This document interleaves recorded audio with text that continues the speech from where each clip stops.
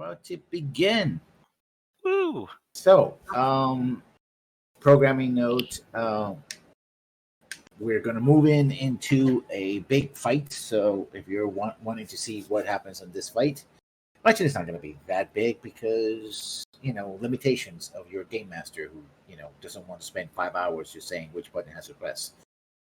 We want to cut down to about an hour and a half of that. So, there's that.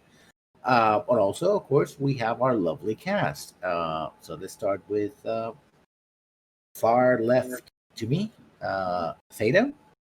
I am Choose your Armand Tordero. All I do is fight, so great! I'm a donkey soldier. My personality is stoic. My motto is you need to know that you're in for the fight of your life. My goals are clear, condemn the admiral, decipher a weird book of Spencer's, win the grand melee. We have Arcloyd. Yes, my name is Arcloyd. I play Spencer McDougall, the raccoon thaumaturge cognoscenti. My personality is calculating. My motto is the best secrets others no one knows you to keep, and I have the same goals as Harmon. We have Griffin. Hey, I'm Griffin. I'm playing Gregory Varkin III, a lion elementalist with a vain personality. My motto is that I'm fit to be the king, and my goals are to clear condemn the admiral, decipher the weird book of Spencer's, and to win the grand melee. Finally, but not least, Rafferty. Hello, world. Today I am playing Presbyter Vesper of some air, a raccoon almoner. My motto is keep your faith alight, but keep your powder dry. And I am also allied with this front with their many objectives. And of course, you have me, your game master. Thinking about another game. And lessons learned. And we begin after a long investigation, tracking down possibilities of who is lying, who's not, who is the real threat, and who is not.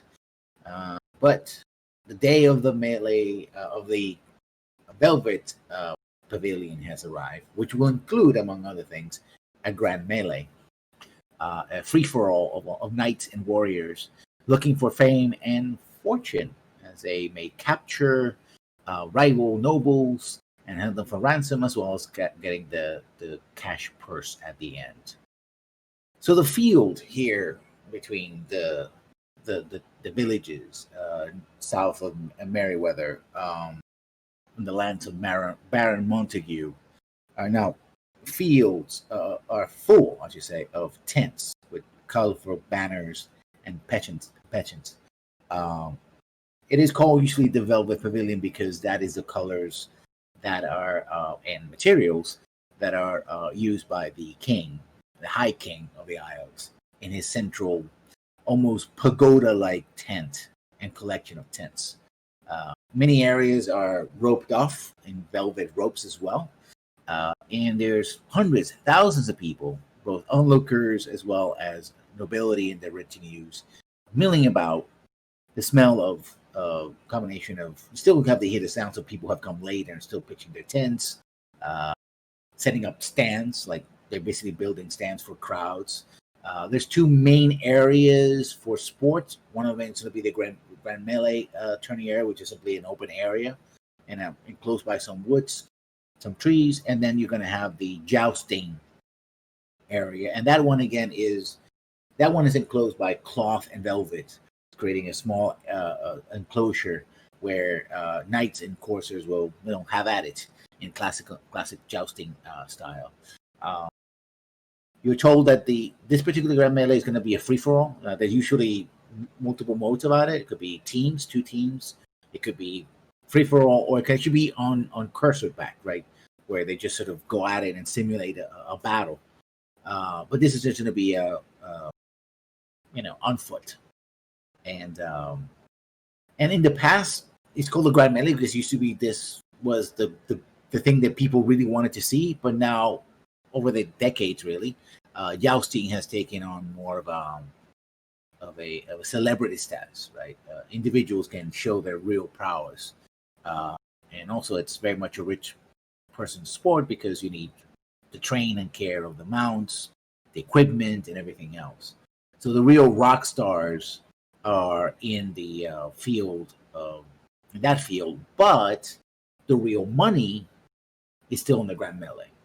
And I believe that Harmon will be the one participating for Griffin's house, representing him and his house. Is that correct?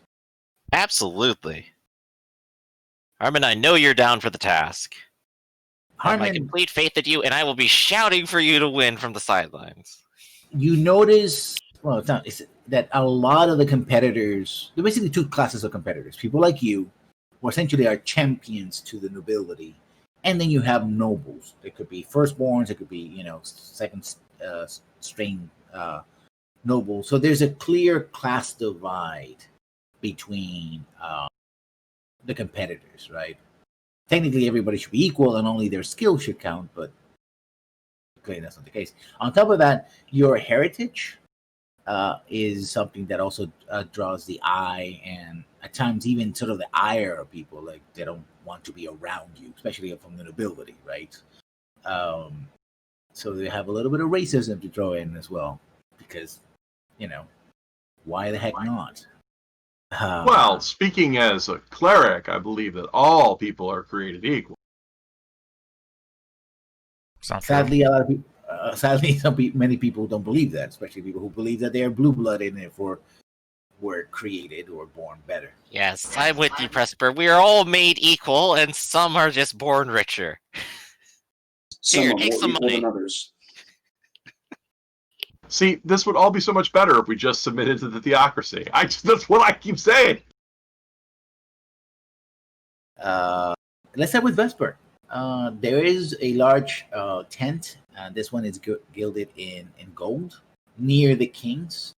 So basically, it's the High King in a sort of triangle where the High King is facing to the north, and the tents of his sons are divided west, center, and east. Near the king of the center of the king of this particular land is a small, slightly smaller tent, white tent with gold trim, and a young cleric comes to you and says, "Sir, I believe the bishop wishes to speak with you." Excuse me, yes. Immediately, at once.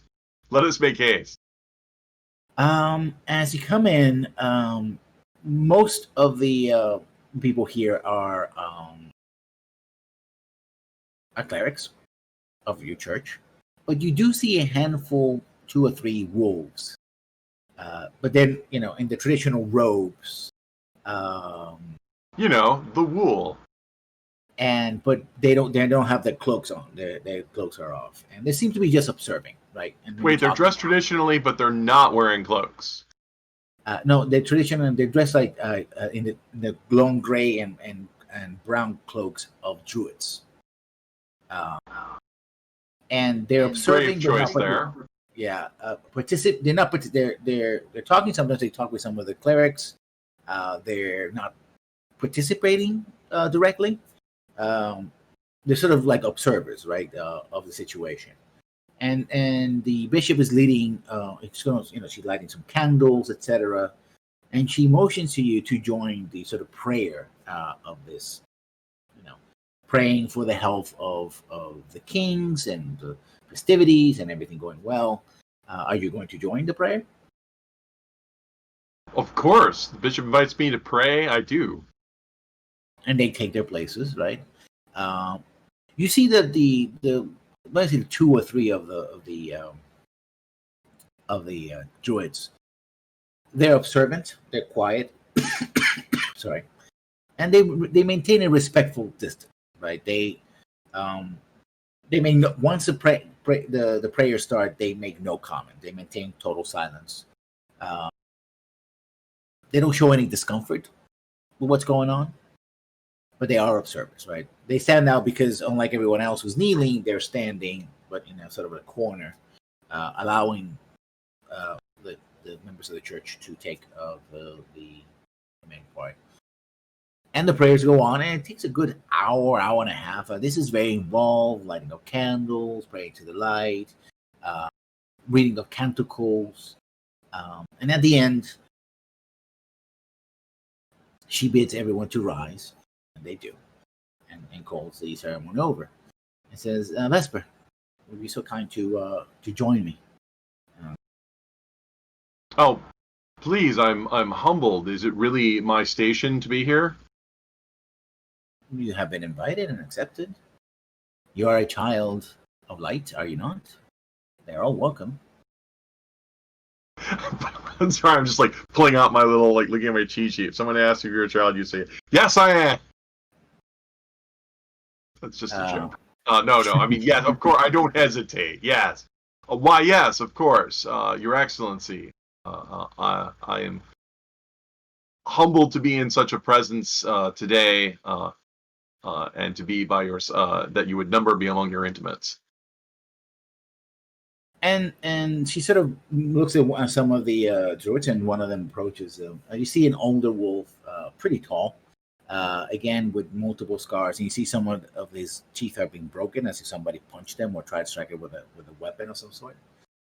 And she approaches the bishop. To clarify, I don't recognize any of these wolves, right? You recognize one of them. Ooh. Balgruf, who you Where saw. have I seen him before? You saw him in the castle of the Baron Montague. Interesting. Okay. But he's not the one that approaches. Someone else. Now, and, Benedicite. I would like to present you Melinda. She is one of the members of the local Druid Circle. I know that as a policy, we like to keep ourselves, well, at least in the north, a bit separate. But I and my predecessors have learned that cooperation breeds better results than competition. And you see the druidess sort of smile, and again you see sort of the broken teeth, and she kind of smiles crookedly. Makes it look more menacing than she is, because she has suffered a wound, but she quickly closes her mouth. So I suppose you have questions, Vesper. Why you're here, and why you are here, why this meeting? Well, who doesn't have questions about the nature of the universe? But my purpose is to help those who are in need of help, and to find ways to eschew the worldliness, which is kind of strange, I say, looking over at like the grand display, because this is pretty much an affair of worldly passions and desires. But I suppose uplifting the spirits of the people is necessary for the well-being of their souls. It is more of how can I say this? Harm reduction. We're trying to reduce the harm. If everything here goes as planned, we will have all of us, a smooth transition. And in doing so, we can prevent the worst. The alternative is a lot of suffering for a lot of people. Well, I do not disagree, but I also cannot hide my true spirits that the display here may. You'll have to excuse me. I'm overcome by all of the monopoly that we have here.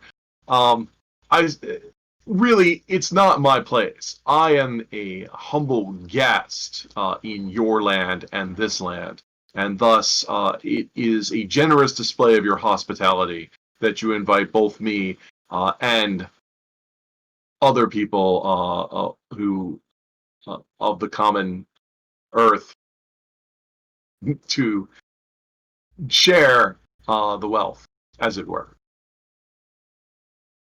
She cocks an eyebrow when she say that, and kind of dismisses the others, people, her retinue, except for the druidess. Says, it's come to our attention that you have been investigating certain things. I'm concerned about the worldly affairs, yes.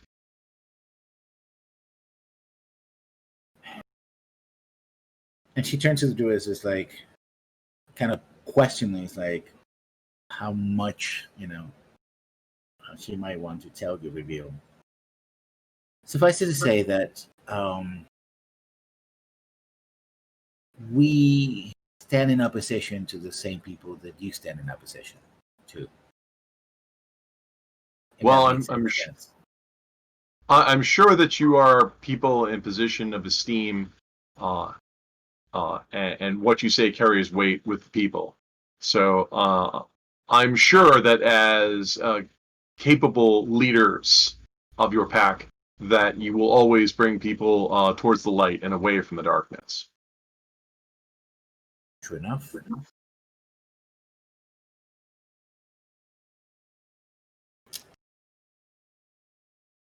So I hope I'm not too forward in asking. So when is the food and wine service? Oh, soon enough. And she sort of motions to get some cheese and wine for your consumption, her consumption. Oh, please! It would be very proud of me to presume before other people would enjoy it. I thank you again for your generosity. I was just curious. You'll have to forgive me if I've committed gaucheries of your local custom. No, don't worry about it. It's rather informal this day, all things considered. Well, in a display where trumpets and heraldry and precise sporting events are about to occur, I suppose that's about as informal as one might get. To tell the truth, Vesper, I am interested in your career. I do believe that you have promise. And considering what I've learned about your actions and the actions of your fellows, thwarting assassinations, I believe, and bringing order where chaos would reign, I would think that you would be the kind of individual that we're looking for. One that can,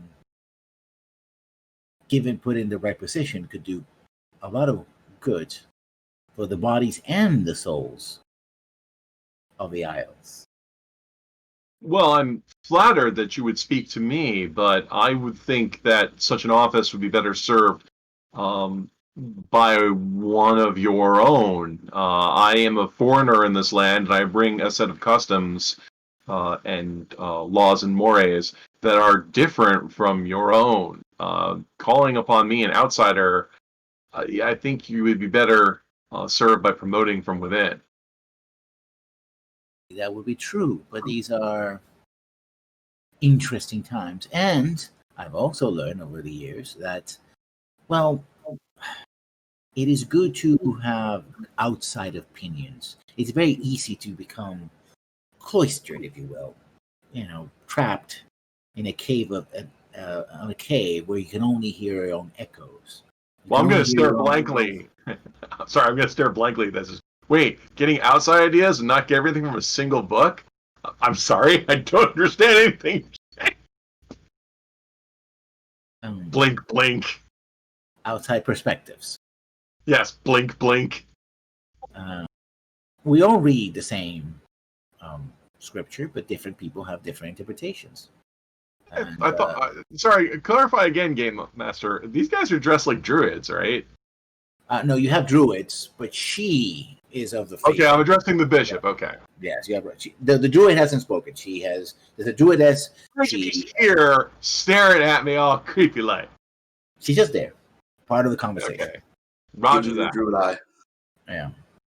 Well, far be it from me to contradict Your Excellency in how you would choose to staff your office. If you would think that I could serve the position, then it is a challenge that I will rise to, both using my wisdom of experience and my faith that the light may guide my proper path. I would hope so, yes.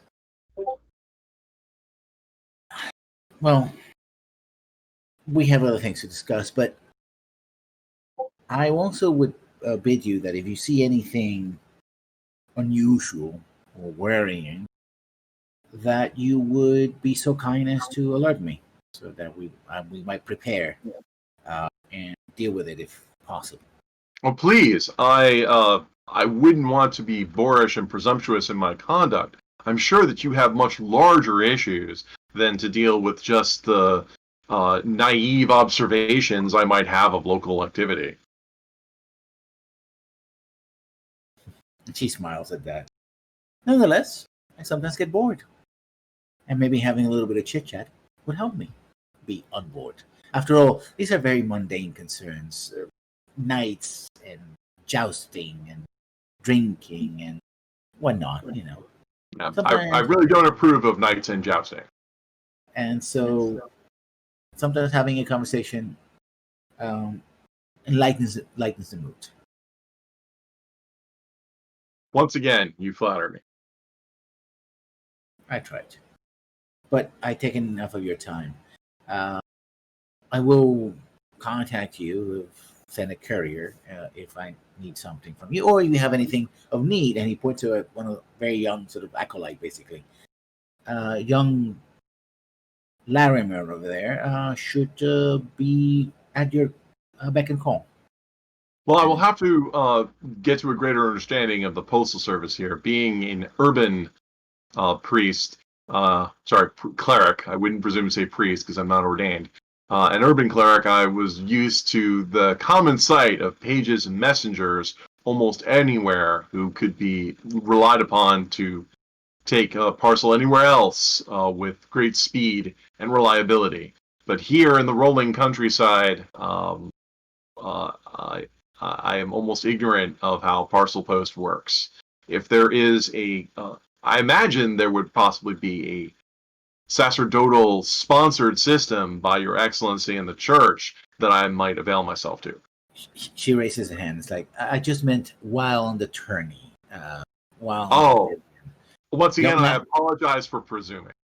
That's fine.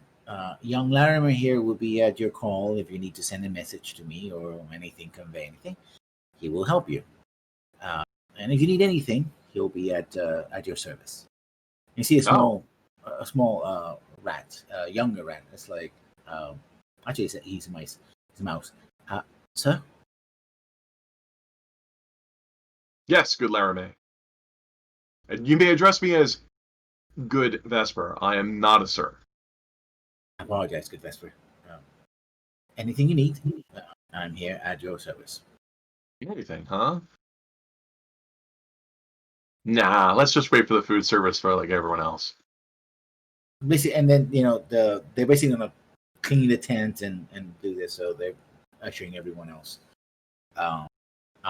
And when you go out, you see the three druids sort of having a conversation. They all go in their separate ways, but one of them goes into the nearby tent, like a few paces away, which has guards outside of the local king to them. I'm going to prod Laramie and say, hey, you're familiar with the locals. Do you know who those three are? Oh, yes. That was Tanika. She is a advisor to the king. Balgruf, I believe he's an advisor to the local baron. And I do not know who the third is. Is the third the one who went in the tent? No, the third one just went somewhere else. Balgruf went to the baron's tent. Tanika, which is the druidess, went into the king's tent, and the third one just apparently wandered away somewhere else. Oh, they do. They have different duties. Very interesting. Well, tell me you're not faint at the sight of blood. I don't enjoy it. Look, good Vesper. But I have treated wounds before. Okay, we're going to go. I think we need to pay a visit to Good Harmon. I'm worried that something untoward may happen to him. I suggest you put that conversation off another 5 to 10 minutes. Oh, okay. But I mean, basically, we're gonna go back to Harmon's tent. Okay. You're Gregory's tent. Exactly. talking about Gregory's tent, let me see who is there. Because he is not alone. Ooh. Let me see. Did I forget? I hope I don't forget. I didn't forget her name.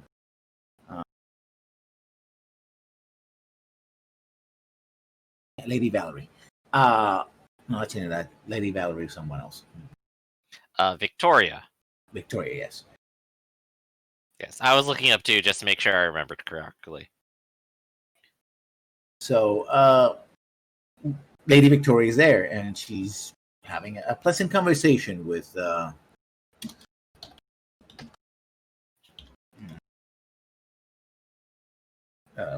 Gregory.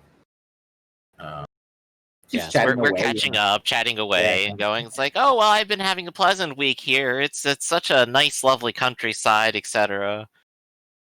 And probably catching up with her and saying, well, I hope everything was fine. The trip here was great, and all that, and seeing how she's been doing since I've been gone. Well, it's been wonderful, really. I mean, very colorful, and I'm looking forward to the Grand Melee myself. Got some roaring action. I mean, I won't be participating, sadly. I'm not skilled that way. My little sister, if she were here, she would probably jump into the fray and try to wallop a couple of these brutes. But I see. We're the same. My sister is nearly as energetic, though perhaps not nearly as skilled. She's not old enough, according to father, and according to my father, she'll never be old enough.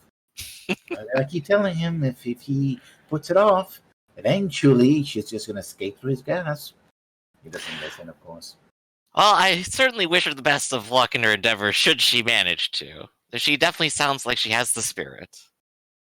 You should hear her roar. Literally. But we'll be seeing my man Harbin, much quieter, but certainly much more imposing. Mm-hmm. He'll be out there in the Grand Melee representing me, and I could not imagine a finer person out on the field. She's like, so what do you think of this endeavor? Well, I've actually been a little bit involved with monitoring the organization of it, and I have to say that the local Baron has been doing a wonderful job of maintaining the logistics of it. It is truly quite a burden placed upon him, but I think that they are up for the task, if nothing else. And so far, I have to say, I'm excited to see all these people here. Oh, there's so many people who could go gossip up. Maybe we should. I think that sounds like a fantastic idea. My lady, if you wish to spend the time with me, and I'll just sort of hook my arm up with hers. And so basically, she wanders over. She's a lady of the chamber to the Queen of Corwin, which is the wife of King Edgar, the eldest of the three, and the one that has been selected to be the sort of the heir, not the heir apparent, but actually the actual heir. And basically, that's where she guides you across the field, and there's just tents and the smell of cooking and drinking. People start drinking very early, or maybe they never stopped, right? There's a clear division between where the areas where the commoners are, right? Usually with velvet ropes, or they use. There's probably commoner section, generic nobility, and then each specific royal line. And there's actually walls that are made out of silk and velvet to separate areas, right? So giving sort of the feeling that you're indoors, even though you're clearly outdoors because there's no actual roof. Yeah, extra privacy. Yeah, and she wants over there, and you start. She starts shutting up the other ladies of the chamber, and eventually the queen shows up again with her retinue, which she has about 5 to 10 of them, right? And Lady Victoria is one of them, and she comes over. What do you do? You see all of them sort of bow deeply. Right. I have etiquette. I'm gonna follow through the etiquette and the proper thing. Oh yes, my lady. Give her the bow. Do anything that I need to do. Roll for me. Okay, so we're gonna roll an etiquette roll. What are we rolling here? That would be etiquette, and it would be, I think, will. Okay. Will presence. Does that sound like what we're shooting for here in terms of actual skills? Presence, sorry, no. Yeah. Okay, so I'm great at presence. I have 3d8 and a d12, so I'll go ahead and roll it. I have 3 successes, one of which is, of course, my etiquette. You do very well, right? You bow, and she... Keep composure. I remember every single step. I've done this sort of once. Yes. And she says, oh, Vicky. And she actually says Vicky, not Victoria, which is, sort of shows how close they are. So this is the gentleman that you have been sending me so many letters about. I think we met at Our Majesty's castle not so long ago after another celebrations. That's true. You know exactly that she actually the one who called you over and talked to her, but she's sort of doing the thing, which is like, yeah, this is just sort of met you. Right yes, I remember our brief conversation together. It was lovely speaking to you then, and it's again lovely to speak to you now. I'm wondering, maybe this too many too forward, but among the magistrates, how were the opinions about the decision of the High King? She's asking about the nobility? The magistrates. Oh, the magistrates. Is she referring to like my other co-workers or like my specific group? Your co-workers. Okay, so my specific group, not just the other magistrates. Okay. Exactly. It's your team and everyone else, right? The magistrate institution. I think they're all in good spirits, along with everyone else. I've heard not a single word casting even the slightest shadow upon events that are to come. I think everyone is happy to see this event finally. It's very interesting because I haven't seen the Lady Chamberlain. Thought she might be here. Perhaps she's occupied back in the capital. Poor lady. You haven't. She's always so busy with work. I can understand if she's simply buried, as she always is. It would have done her well to get some air, but such is her choices. She is. I forgive you for saying this, but she is close to retirement, isn't she? Is she now? She's made no hint of it to me, of course. And she's done nothing but be continually dedicated in her work. But if she does, I would hope that she has a suitable replacement. She? Does she? I don't know.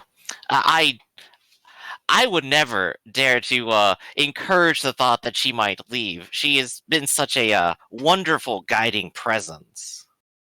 For the record, you have no idea if she does. Yeah, I officially have no idea. And it's like, well, I hope my husband, my dearling husband, His Majesty will not make too many changes when the time comes. He remembers, of course, those who have served faithfully his father, and will try to keep continuity, if nothing else. Well, the least changes, the better for those things that already work. Why craft a new wheel when the one is already working? Indeed. I think the thought on everyone's mind, of course, is stability in these times. Well, I've taken too much of your time, and I believe that... but it's always a pleasure. I have to start sewing new socks because, as I know, I love my husband. He goes through them like a 12-year-old for some reason. Well, and when she says that, all the ladies, bow and go with her. Okay. But Victoria is about to go with her, and she sort of gives her like a nod, like, "No, it's fine. You can stay." Right? Mm-hmm. And she sort of walks away. It's like even queens have to do sewing. It's amazing. Never quite enough to go around. Such is the work of maintaining a household, even one so high. To admit that I'm lousy with the threaded needle. I mean, I can work it, but it's I will. embarrassing. And she kind of looks at her paws, right? And you know, Mhm. they're big lioness paws, so they're not Yeah. the kind of thing that you would think would be. She's like, she's kind of, and she just puts them out, like kind of embarrassed. I will confess, I've tried at least once myself of curiosity, and I believe at least 7 times I stabbed myself straight in the paw. And she grabs your hand and she sort of looks at it, it's like, well, it's still very soft. Oh, that was years ago. The wounds have since healed up, but my pride perhaps never will. And you know, she stands there and waiting for you to, you know, to offer your hand again, or you know, Of course, and I'll offer it over. and you keep walking. So I think Yeah. can we go now back to the Griffin Harmon tent? Absolutely. Yeah, Vesper, you're arriving with Lester. You know, you're now, I suppose you can call him your page, and at least for the time being. And Harmon, what are you doing? Having lunch, and what else? Well, I mean, I'd imagine I'm oiling my weapons and my armor. Yeah, basically, Gregory's servants, because he brought some of them, are basically prepared to stand, and you see that there are blacksmiths that are working the field, right? Gregory doesn't have the kind of standing to have their personal blacksmith, but some of them are freelancers, and so they set up nearby, and they give your armor a quick once over. They offer to repair any damages, or your armor is pretty fancy, so Yeah, no one's touching my armor. yeah, it's like, oh, it's some good construction, sir. Haven't seen the like of it in a very long time. Is this from around here or from a continent? This It's is from a black far man. away and a long time ago. It shows. And basically, he shows you a series of essentially practice weapons that are being gonna use. Right, you can use whatever type of weapon you have, but it's basically wooden or padded in some way. That is not to murder your opponent, just to knock them out. So rules wise, you're gonna take the damage. It's just the damage track, but you know it's gonna be non-lethal damage, unless somebody breaks the rules, in which case. Do you mean weak damage? Yes. Because the problem with non-lethal damage is it tends to be lethal still. Oh yeah, there is some dual damage in the game, so Yeah. you can basically have weapons in theory dulled, so they're subdual. But Yeah. there is always the possibility of killing someone. Yeah. As we've seen before, we had a character in another game of Ironclaw who was always doing subdual or weak damage and always killing his opponents. But by he accident. was hitting too hard. I said you could roll less dice. Nope, I gotta roll all 8 dice. Boom! It comes right off. Yeah. So basically, all the damage will be weak. Right, but you're supposed to pretend that it was more than it actually was. Yes. Yeah, but I'm just saying somebody could still die today. Oh, happens And all the that's time. why the Grand Melee is so great. That's why we're here. Look, we go to NASCAR to watch the wrecks. We don't watch the people go in circles for 14 hours.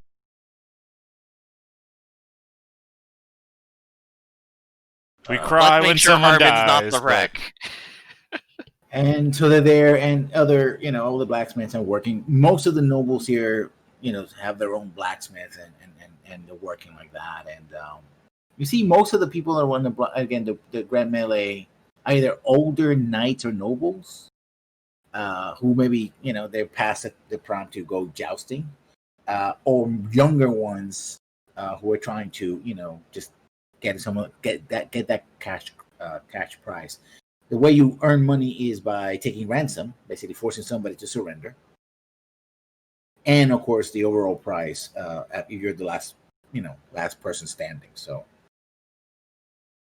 and we'll deal with it the same way we deal with when you capture that ship. That'll be a gift as opposed to giving actual money, and it will be dealt with the same way if you win. as you're sort of working and you see like a shadow comes over, standing in front of you is none other than the Baron Montague.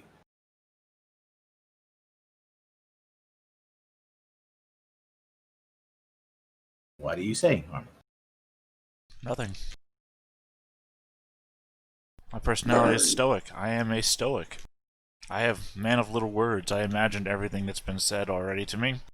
I've imagined all the worst things that could happen to me and how I would experience them. I don't need to talk. You see that he's without shirt. He's a very tall, even taller than you are. Cattle, bull, chipped horn, dark fur. Impressive kit you have there. Thank you. Looking forward to seeing you in the melee.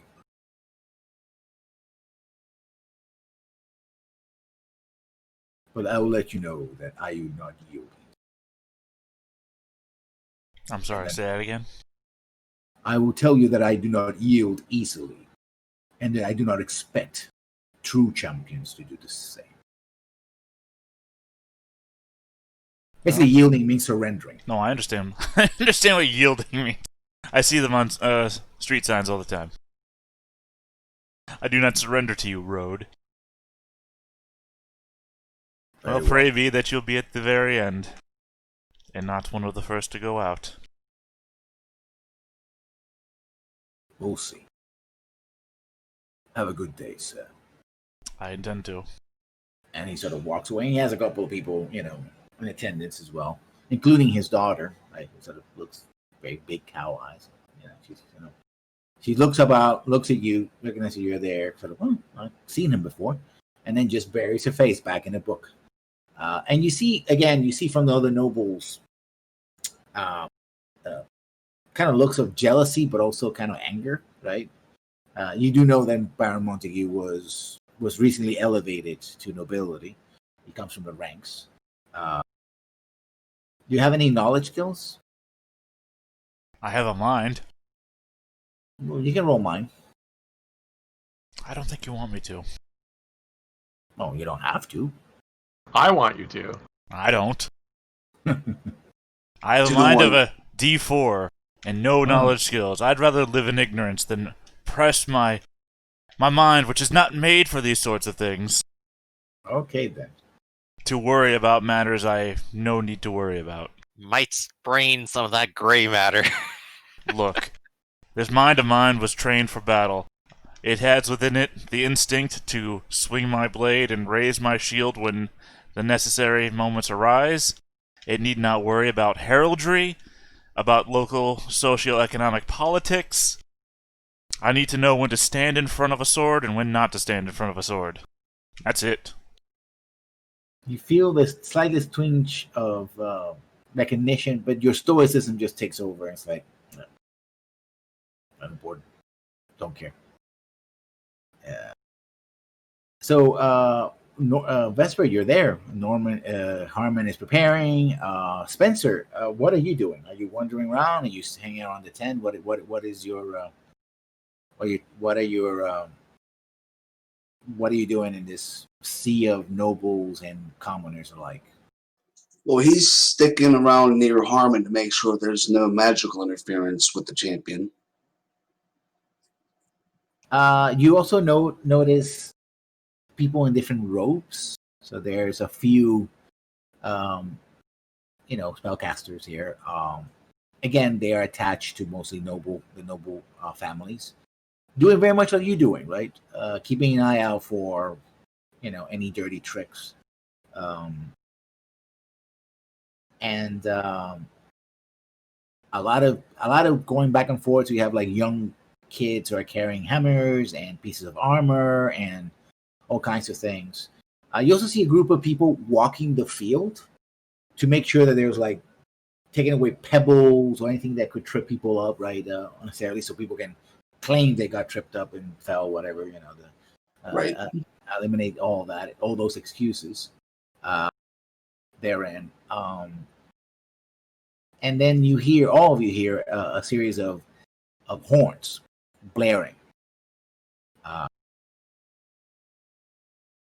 And people start standing up. Because you know this. These are the heraldry of the king, the High King, coming in.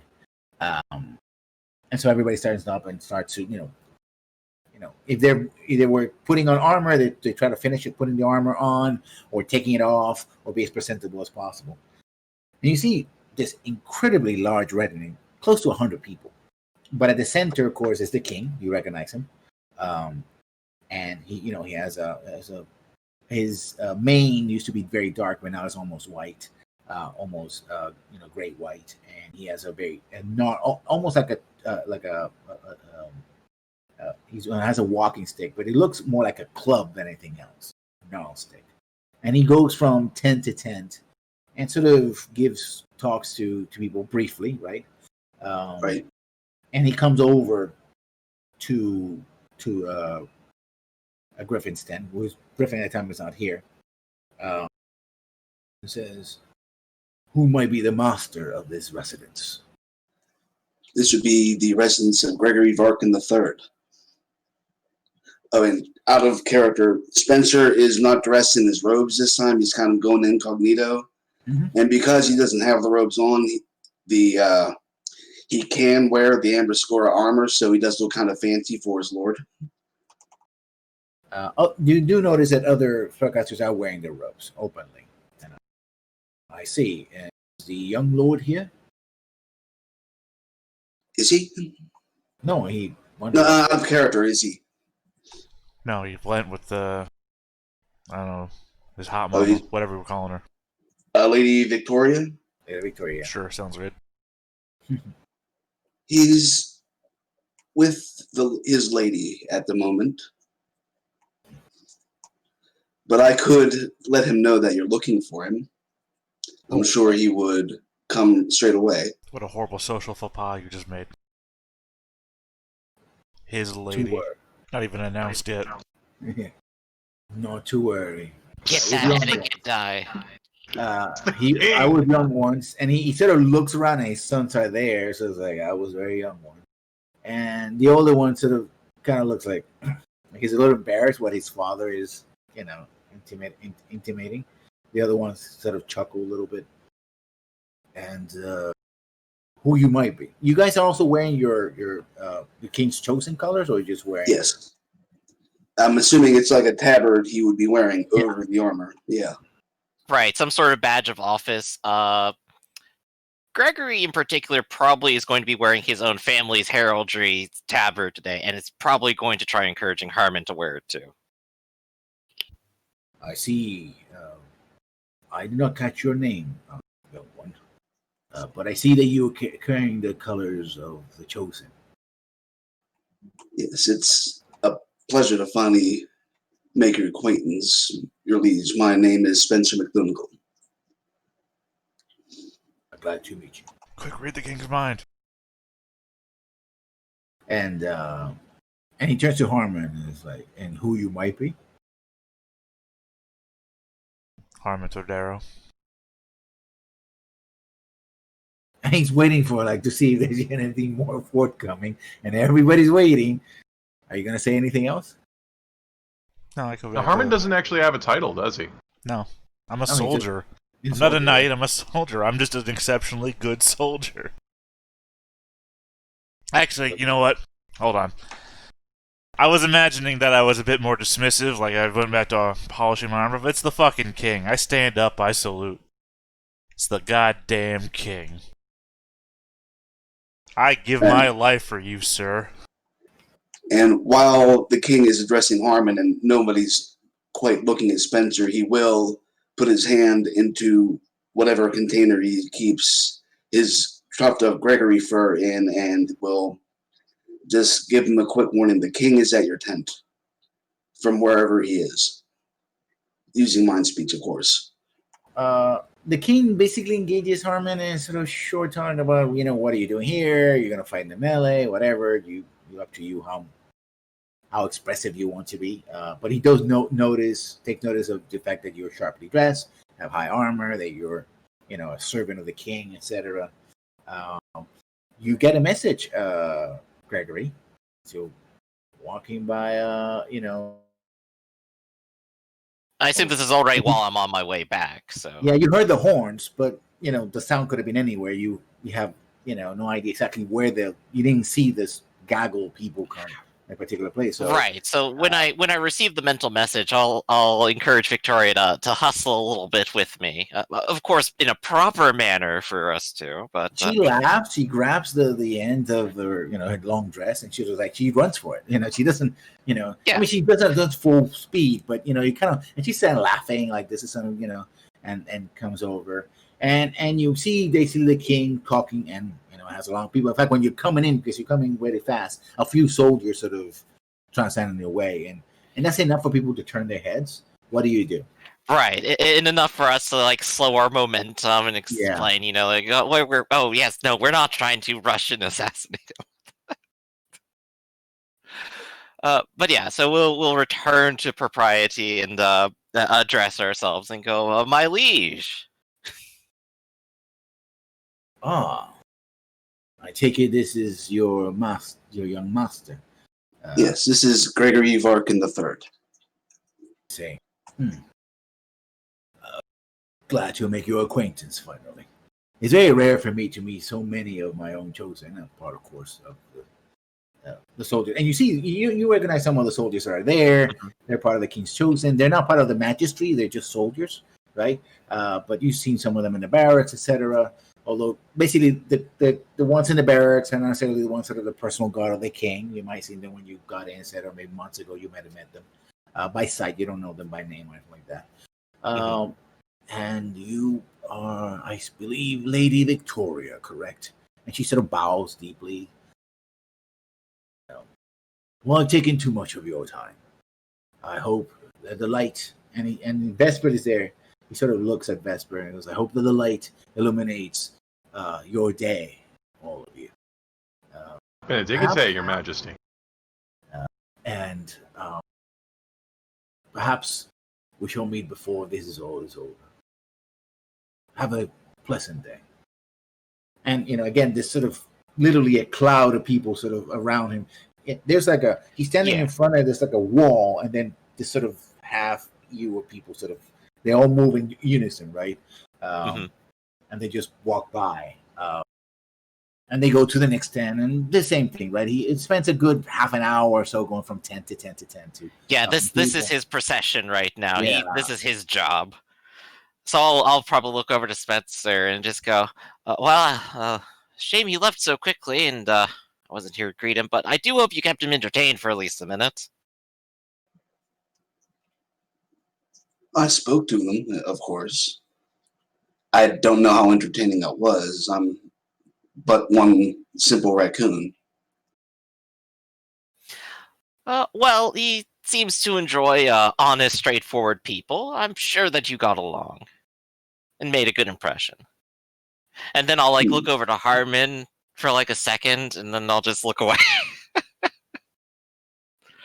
Harmon, which set of livery are you wearing? Which tabard? This is actually a choice Harmon needs to make. Well, there we go. It's not a choice. I'm representing you. There we go. I'm incredibly happy and in good spirits. I'm not here as one of the king's chosen. I'm here representing you, so... Yep. All right, just confirming. Well, I suppose if all that went well, Spencer, do you want to come in and talk with us? Talk for a moment? Victoria, I only have a few words I wish to say to Spencer first, and we can... you can join me in our tent shortly afterwards, if that is all right. She bows. She understands. Okay. There's basically some other people that are there, and so she knows other people, and she kind of walks over to another lady who may be assisting someone. And she sort of talks with them. She's very good at sort of making herself scarce when she needs to be. That is true. You wouldn't let me retcon, or is the king still, quote unquote, in range? Oh, he's still in range. Keep in mind, it might be foolish given the other amount of magicians wandering around. Exactly.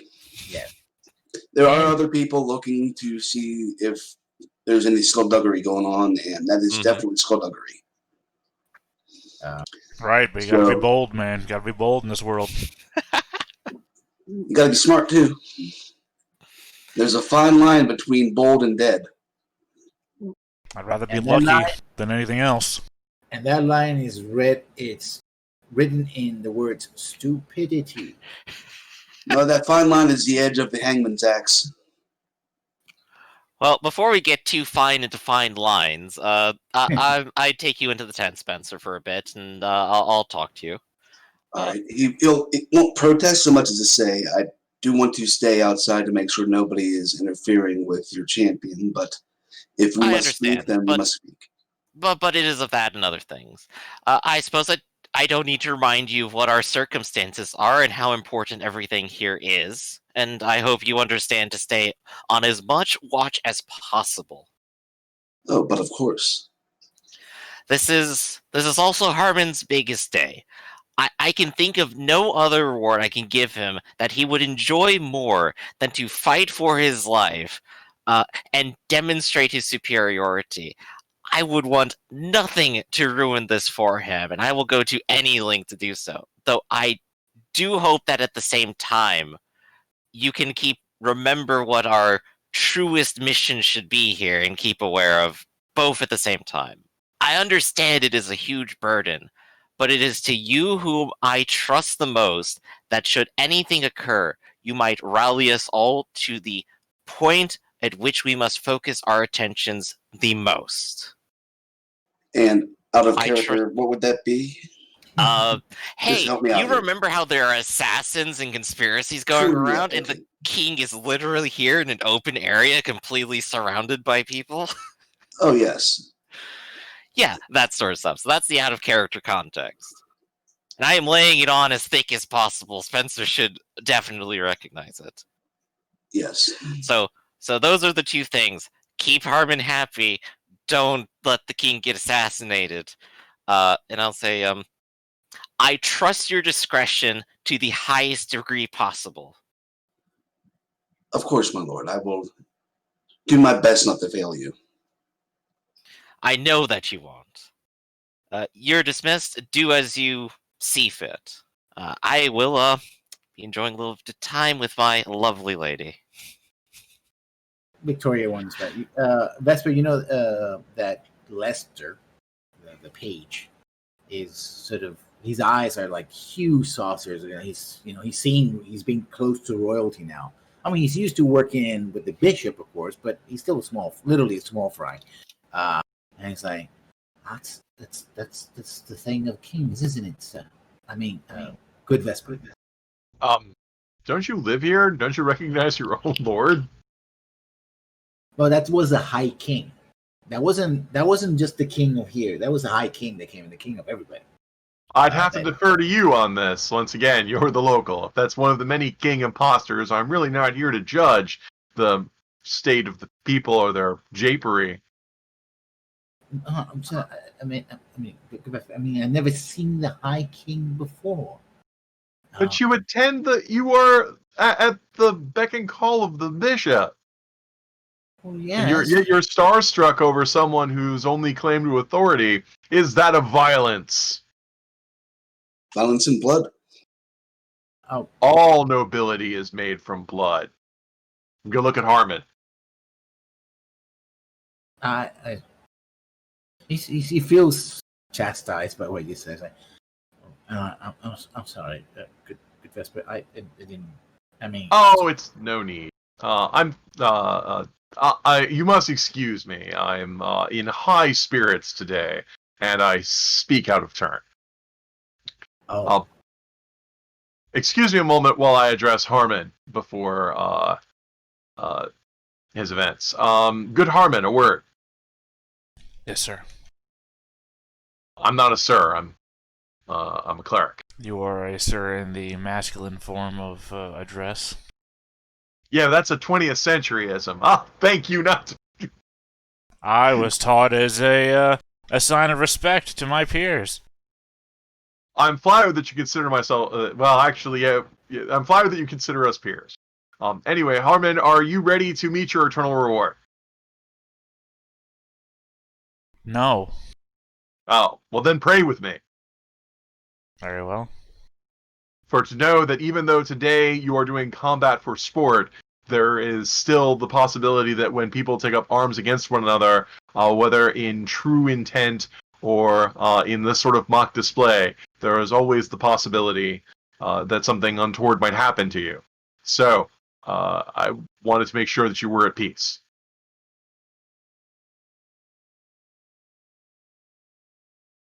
I mean, Harmon will wait a moment and say, Amen? Amen. Did you have anything you needed to confess? You only confess sins, right? Well, that's correct. Then no. Okay, we're good. Pat him on the back. Go get it.